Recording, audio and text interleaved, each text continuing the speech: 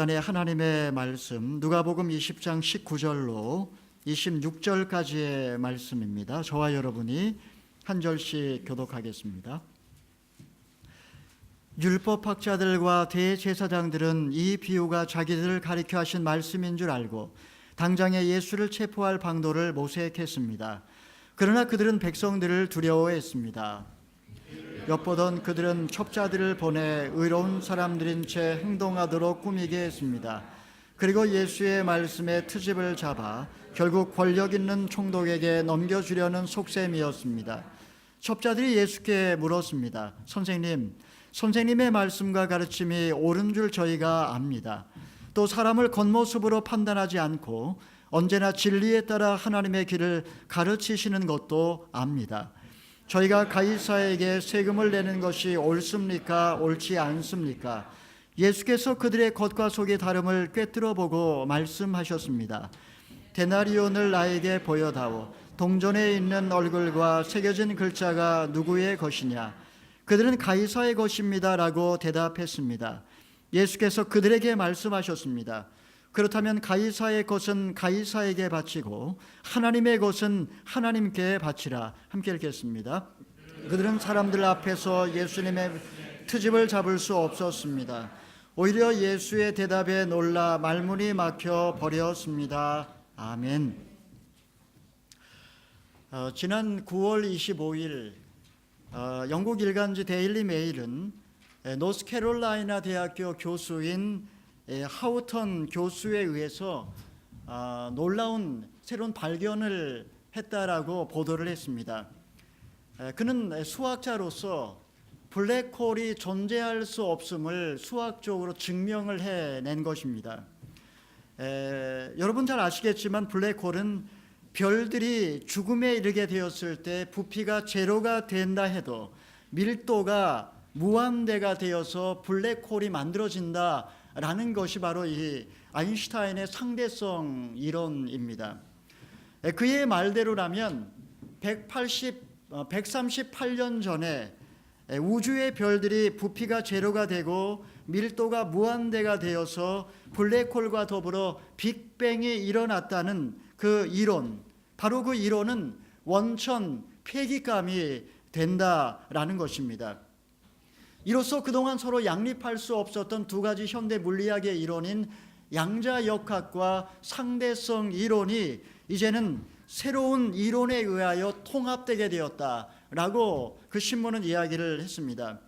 물리학에 대해서 문외한인 저로서 무엇이 옳고 그른지 잘 이해할 수는 없지만, 그러나 분명한 것은 21세기 우리가 진리로 알고 있었던 그 상대성 이론과 우주의 기원에 관한 빅뱅 이론이 이제 새로운 이론에 의하여 폐기 처분될 위기에 놓여 있다라는 사실입니다. 이것이 세상의 지식의 한계입니다. 인간의 머리로 어떻게 이 우주의 모든 신비를 밝혀낼 수 있겠습니까? 하물며 이 우주를 창조하신 하나님에 대해서 인간이 무슨 말을 할 수 있겠습니까? 하나님이 어떤 분이신가? 이 하나님에 대한 질문은 그렇게 단순한 문제가 아닙니다. 하나님은 너무나 크시고 광대하신 분이기 때문입니다. 존 켈빈이 이런 말을 했습니다. 유한은 무한에 무한을 담을 수 없다. 이는 마치 우리가 컴퓨터를 사용하면서 높은 버전으로 만들어진 그런 파일을 낮은 버전의 프로그램으로 읽을 수 없는 것과 마찬가지입니다. 그런데도 불구하고 인간은 알량한 지식과 자신의 경험으로 하나님에 대하여 감히 이러니 저러니 자로재고 따지기를 좋아합니다. 여러분, 인간의 작은 머리로 우리가 하나님에 대해서 얼마나 이해할 수 있을까요? 겨우 1차원, 2차원의 세계에 머물러 있는 우리가 차원을 초월하여 존재하시는 무한하신 하나님에 대하여 결코 다 이해할 수 없습니다. 여러분의 생각은 어떻습니까? 인간의 이성으로 이해할 수 없는 수많은 질문들 앞에 우리는 어떤 반응을 해야 할까요? 출구가 없는 미로에서 좌충우돌하면서 사는 우리들은 하나님에 대하여 어떤 자세를 가져야 하고, 그리고 어떤 해석학적인 눈을 가지고 이 세상의 현상을 바라봐야 할까요?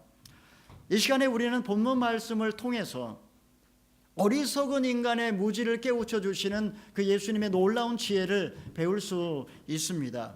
하나님께서 우리의 눈을 뜨게 해주셔서 세상의 것과 하나님의 것을 분별하고, 그리고 나 자신을 하나님께 바칠 수 있기를 바랍니다. 이제 본문 말씀 배경을 좀 설명을 드리도록 하겠습니다. 예수님께서 예루살렘 성에 입성하신 후 성전 정화를 하신 사건을 계기로 해서 이제 종교 지도자들과 예수님과의 갈등이 첨예화되기 시작했습니다. 기회를 엿보던 그들은 첩자를 보내서 예수님의 말씀에 트집을 잡고자 했습니다. 이는 권력 있는 총독에게 이제 예수님을 넘겨주고자 했던 것입니다. 그런데 병행 구절인 마가복음 12장을 보게 되면 이때 보낸 사람들이 누구냐 하면 헤롯 당원들과 바리새파 사람들이다라고 성경은 이야기를 하고 있습니다. 이들은 둘 다 엘리트 계층으로서 기득권을 쥐고 있다는 공통점을 제외하고는 서로 공통 분모가 없는 사람들이었습니다. 그들은 서로 이해관계와 정치적인 노선이 달랐기 때문에 평소 이 두 사람들은 서로 견원지간으로 가까이 하지 않았던 사람들입니다. 그런데 그들의 눈에 가시와 같은 존재가 등장했습니다. 그는 스스로 안식일의 주인이라고 주장을 하면서 생명처럼 여겼던 그들의 성전 제도를 파괴하는 발언을 서슴지 않았던 것입니다. 기존의 사회 질서를 뿌리채 흔드는 그 도전 앞에 그들은 굉장히 위협을 느꼈던 것입니다. 그가 누구일까요? 바로 예수님이십니다. 당시 예수님께서는 가난한 자들 편에 서서 율법의 정신을 회복시키기 위해서 부단히 노력을 하고 계셨습니다. 율법의 정신은 억압과 구속과 고통이 아니라 자유와 해방과 생명이라고 예수님께서는 가르치신 것입니다. 하지만 당시 산헤드린 공회로 대변되는 당시의 기득권층들, 그들은 지배적인 이데올로기에 사로잡힌 채 예수님의 행태가 자신들의 토대를 허무는 반역이라고 그들은 판단을 했습니다. 여러분, 예나 지금이나 기득권을 갖고 있는 사람들은 벌거벗은 진실을 두려워합니다. 그래서 그들은 항상 아첨꾼들을 가까이 두고 바른 말 하는 사람들을 멀리하는 경향이 있습니다. 결국 그들은 점점 더 지배적이 되고 편협하고 자기 중심적인 세계에 사로잡혀서 결국은 지배적인 소수자로 전락을 하고 마는 것입니다. 그런데 그들의 자리를 위협하는 사람이 등장한 것입니다. 예수님은 가난을 숙명으로 알고 살아가는 사람들에게 너희들이야말로 이제 역사의 주체요, 하나님 나라의 일꾼이라고 선전선동을 일삼았습니다. 이는 그들이 도저히 용납할 수 없는 유언비어요, 반역이요, 그리고 이단이었습니다. 결국 산헤드린 공회는 바리새파 사람과 헤롯 당원을 첩자로 예수님께 보냈습니다. 바리새파 사람들은 반로마 정책을 지지하는 사람들입니다.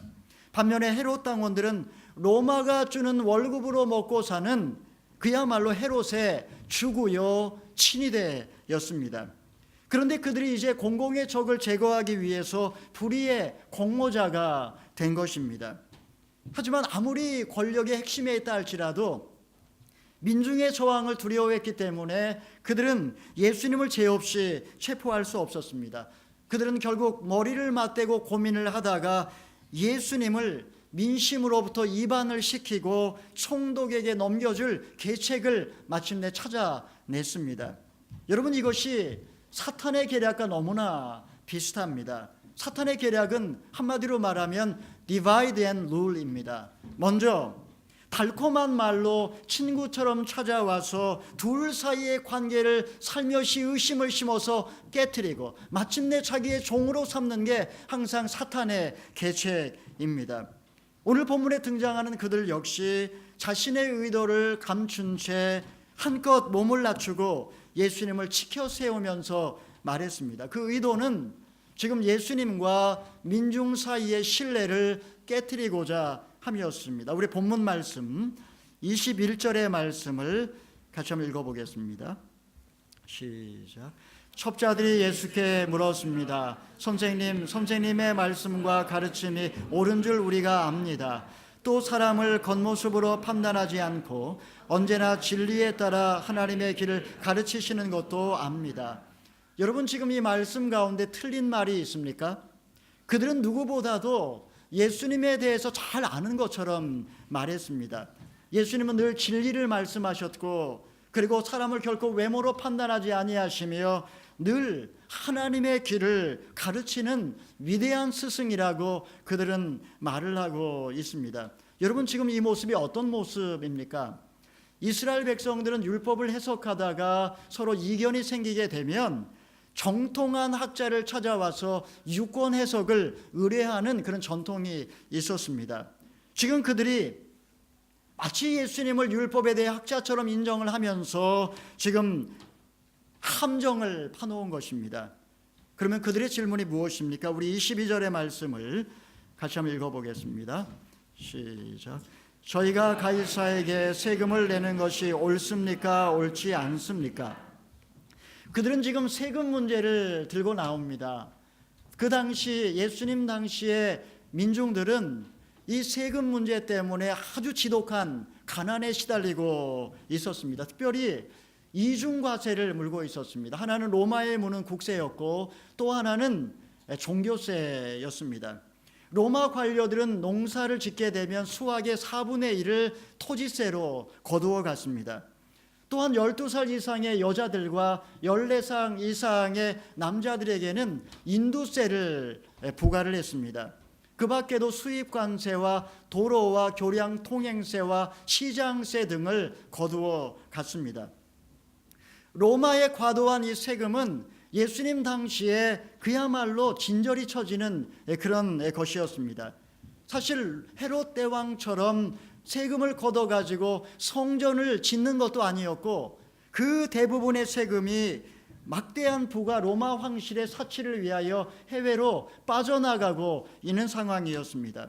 세금이 너무나 무거웠기 때문에 AD 17년에는 세금 감면을 위한 청원을 했고, 그리고 AD 66년에는 헤롯 당원들에 의하여 반란이 일어나기도 했습니다.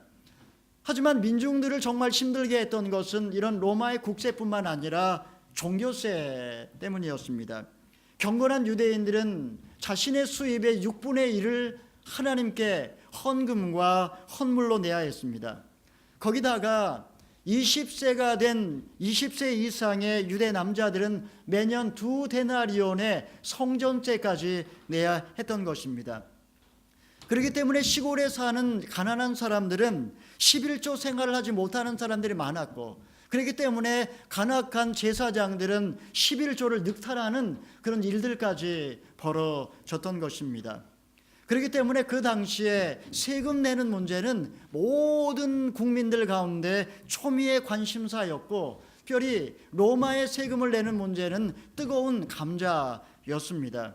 만약에 여기서 예수님께서 세금을 바치지 말라라고 말씀을 하시면 로마에 대한 반역을 선동하는 정치범으로 현장에서 체포될 수도 있었습니다. 반면에 만약에 바치라고 말을 한다면 유대인들의 상한 민족 감정을 자극함으로써 결국은 반민족 사범으로 돌에 맞을 수도 있는 상황이었던 것입니다. 여러분, 이런 분위기 속에서 여러분이라면 뭐라고 대답을 하시겠습니까? 양날의 검과 같이 피해갈 수 없는 이 질문 앞에 이러지도 저러지도 못하고 쩔쩔매는 예수님의 모습을 한번 상상을 해보시기를 바랍니다. 그들은 속으로 쾌재를 부르면서 아마 음흉한 미소를 지었을 것입니다. 정확하게 그들의 함정에 예수님이 빠지신 것입니다. 우리 23절 24절의 말씀을 읽어보겠습니다. 시작. 예수께서 그들의 겉과 속이 다름을 꿰뚫어 보시고 말씀하셨습니다. 데나리온을 나에게 보여다오. 동전에 있는 얼굴과 새겨진 글자가 누구의 것이냐. 예수님께서는 이미 그들의 속과 겉이 다름을 꿰뚫어 보고 계셨습니다. 그리고 데나리온 한 잎을 보여달라라고 말씀을 하셨습니다. 데나리온은 로마 황제가 세금 징수를 위해서 만든 로마의 공식 화폐였습니다. 그 무게가 4.5g, 그리고 그 지름이 22mm 정도 되는 그런 은화입니다. 정확하게 말하면 뉴질랜드 1달러짜리 그 동전의 지름과 똑같습니다. 크기가 그 정도 된다라고 생각을 하시면 됩니다. 앞면에는 당시 황제였던 티베리우스의 그 화상이 양각되어져 있었고, 뒷면에는 월계수 잎을 들고 있는 황후 리비아의 좌상이 새겨져 있었습니다. 그리고 앞면에는 라틴어로 아우구스투스로부터 신성을 부여받은 그의 아들 티베리우스 황제라는 라틴어가 쓰여져 있고, 그리고 뒷면에는 최고의 제사장이라고 하는 글귀가 쓰여져 있습니다. 그러면 예수님께서 갑자기 왜 데나리온 하나를 꺼내 보이라고 말씀을 하신 것일까요? 그것은 먼저 그들의 교만과 그들의 거짓과 그들의 위선을 폭로하기 위함이었습니다. 데나리온에는 조금 전에 말씀드렸던 것처럼 황제와 황후의 화상이 새겨져 있고, 그리고 거기 글귀에는 신성과 제사장이라고 하는 단어가 새겨져 있습니다. 바로 이 단어 때문에 유대인들은 이 동전을 어느 누구도 성전에 갖고 들어와서는 안 된다라고 금지를 시켰던 것입니다. 바로 신성 모독에 해당하는 것입니다. 하지만 그들은 아무 생각 없이 주머니에 두둑히 갖고 다녔던 데나리온 한 잎을 얼씨구나 하며 예수님 앞에 꺼내 보였습니다. 그 모습을 곁에서 지켜보던 무리들은 아마 너무 놀라면서 수군거렸을 것입니다. 하지만 공권력 앞에 어느 누구도 그들에게 대항할 수 없었을 것입니다. 우리 25절의 말씀 읽어보겠습니다. 시작. 그들은 가이사의 것입니다 라고 대답했습니다. 예수께서 그들에게 말씀하셨습니다. 그렇다면 가이사의 것은 가이사에게 바치고 하나님의 것은 하나님께 바치라. 예수님께서는 먼저 그 화상과 그 글귀가 누구의 것이냐라고 물었습니다. 그리고 그들은 가이사의 것이라고 신이 나서 대답을 했습니다. 이때 예수님께서는 단호하게 그들에게 명령하십니다. 가이사의 것은 가이사에게, 하나님의 것은 하나님께 바치라. 그들이 전혀 예상하지 못했던 대답이었습니다. 이제 공은 그들에게 다시 돌아왔습니다. 하지만 그들은 예수님의 말씀 앞에 자신들의 내면 문제가 폭로되면서 너무도 놀라 말문이 막혀버렸습니다. 그들은 더 이상 예수님께 트집을 잡을 수 없었던 것입니다. 여러분, 그렇다면 이 말씀이 무슨 의미일까요? 가이사의 것은 가이사에게, 하나님의 것은 하나님께 바치라는 이 말의 의미가 무엇일까요? 왜 그들이 그토록 놀랬던 것일까요? 첫 번째는 이 말씀이 세상 권세에 무조건 복종하라는 말씀일까요? 신자들은 하나님을 왕으로 모시고 살고 있기 때문에 세상 통치자들에게 순종하는 것에 대해서 별로 관심이 없을 수도 있습니다. 그러나 위에 있는 권세에 굴복해야 하는 이유가 있습니다. 하나님은 고레스 왕을 통하여 이스라엘 백성들의 귀한 명령을 내리신 하나님이십니다. 하나님은 하나님의 거대한 통치 질서 안에서 세상 권력을 사용하실 수 있는 전능하신 분이기 때문에 우리는 세상 권세자들에게 복종해야 된다라는 것입니다. 우리 로마서 13장 1절의 말씀을 같이 한번 읽어보겠습니다. 시작. 각 사람은 위에 있는 권세들에 복종하십시오. 모든 권세는 하나님으로부터 오지 않은 것이 없고 이미 있는 권세는 다 하나님께서 세우신 것입니다. 권세에 복종한다라는 말이 무슨 말일까요? 그것은 국민으로서의 국가에 대한 의무를 다하는 것입니다. 오늘날 우리에게 주어진 국민으로서의 4가지 의무가 있습니다. 국방의 의무, 납세의 의무, 교육을 시킬 의무, 그리고 근로의 의무입니다. 그런 점에서 황제에게 바쳐야 할 세금은 황제에게 바치라는 그런 말씀으로 해석할 수도 있습니다. 그러나 만약에 만약에 그 정권이 인간의 존엄성과 행복 추구권과 평등과 자유를 억압하고 착취한다면, 불의한 권세라면 어떻게 해야 할까요? 로마 제국의 권력의 핵심의 자리에 앉아있던 자들, 그들은 사실 역사 속에서 수많은 악행을 저질렀던 자들이었습니다. 특별히 이스라엘을 향하여 용서할 수 없는 엄청난 신성 모독의 죄를 범한 자들이 바로 로마 제국이었습니다.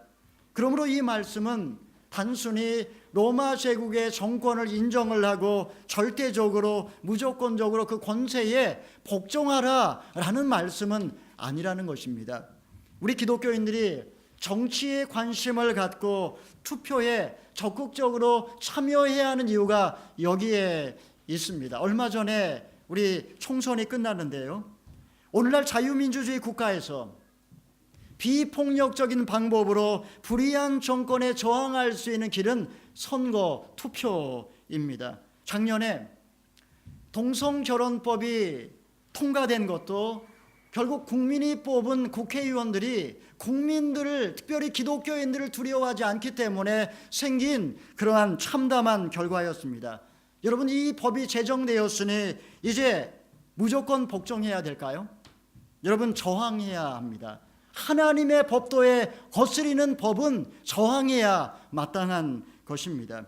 그렇다면 가이사의 것은 가이사에게, 하나님의 것은 하나님에게, 이 말씀의 의미가 무엇일까요? 그것은 세상에 우리는 속한 자가 아니라는 메시지를 담고 있습니다.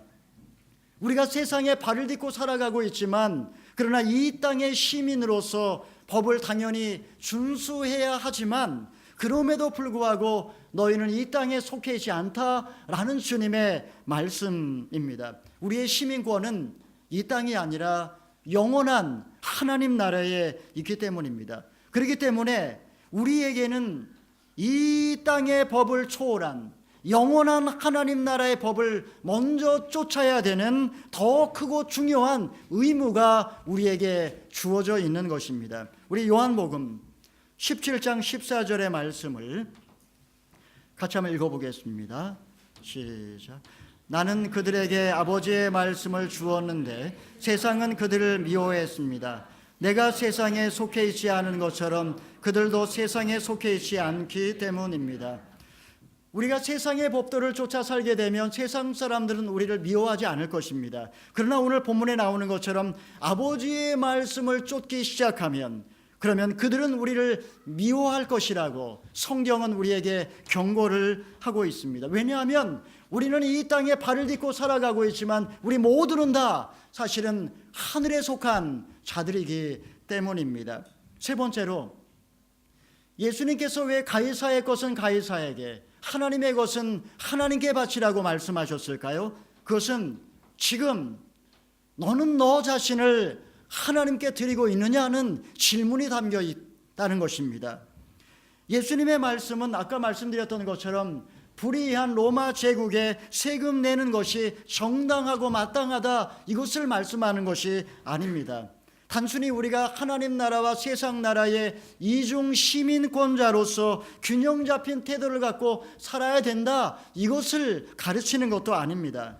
여기에서 예수님의 핵심의 질문은 너는 지금 너 자신을 하나님께 드리고 있느냐라는 질문입니다.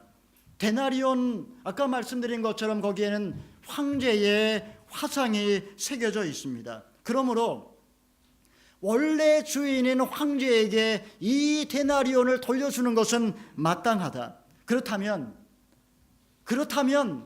하나님의 형상대로 창조된 너는 지금 너희 자신을 원래 주인인 하나님께 지금 드리고 있느냐라는 질문을 하고 있는 것입니다. 가이사에게 세금 바치는 것이 옳습니까? 옳지 않습니까? 인간들은 항상 이렇게 이원론적으로 옳고 그른 것을 따지면서 문명을 발전시켜 왔습니다. 이것이 원래 인간의 사유방식입니다. 어떤 사람은 경험을 중시하고 어떤 사람은 결과를 중시합니다. 어떤 사람은 이성을 강조하고 어떤 사람은 감성을 중시합니다. 현대 사회에서는 양적 연구를 해왔지만 후기 현대사회, 포스트 모더니즘 시대에는 질적 연구를 선호합니다.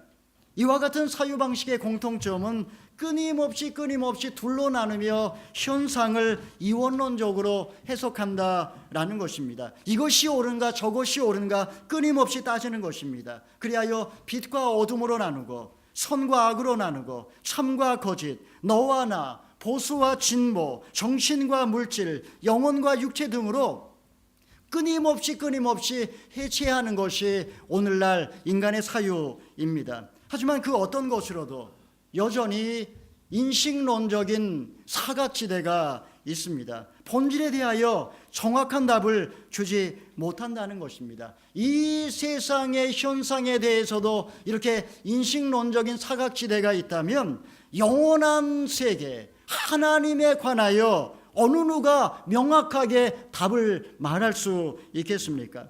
여러분, 이것이 우리의 모습일 수 있습니다. 우리는 우리의 인식론적인 한계가 끊임없이 옳고 그른 것을 따지지만 정작 중요한 것을 우리는 놓칠 수도 있다라는 것입니다.